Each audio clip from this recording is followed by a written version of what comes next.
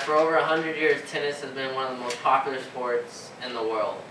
It's currently the third most popular sport in the world, and since the late 1800s, it's been played professionally for money. Now, everyone, even non-tennis lovers, know the names Pete Sampras, John McEnroe, Jimmy Connors, all big names. But who I personally think is the greatest player of all time would be Roger Federer, who is in our era and is still playing to this day. Now, as a child, he started off training at one of Basil's Crack Junior programs. He trained with his coach named Carter, which he spent more time with than his actual parents. His rankings, he actually, at the end of 1997, he was the world's #1 ranked junior, which is ITS. The same year, he won Wimbledon's doubles and junior singles titles, and as a junior, he also went to the final of the U.S. Open. He had a really good childhood career, but the first years of his professional career, he was average.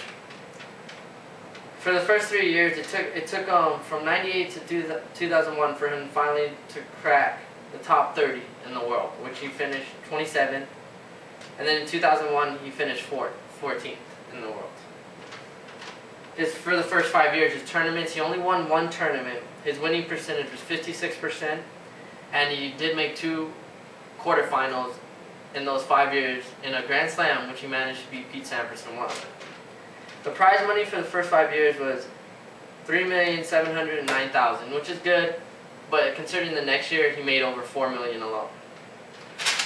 Now, his later career is when it really took off, when he became what I believe is the world's greatest player.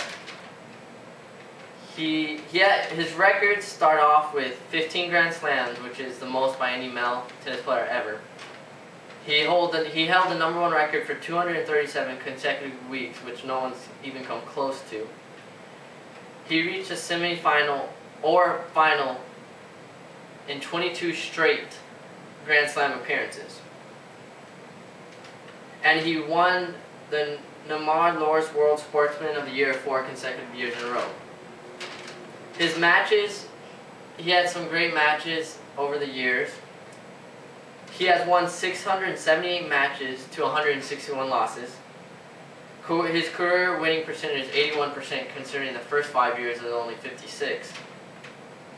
He has a 19-2 record against Andy Roddick, which is another great player. He's been top 10 for the last 5 years, and he's only lost 2 matches to him. And against Leighton Hewitt, a former #1 and Grand Slam winner, he has a record of 16-7. Most of his losses coming before he really broke out. And awards, of course, he's won 3 Australian Opens, he's won 1 French Open, 6 Wimbledons, 5 U.S. Opens, and 61 career titles. This puts him 6 all-time in total titles, only 1 behind the 5th, which is Becker, and he's still playing to this day. I just believe Roger Federer is the greatest player of all time because he's proven it by his record, and he still has more time to prove it more. Thank you.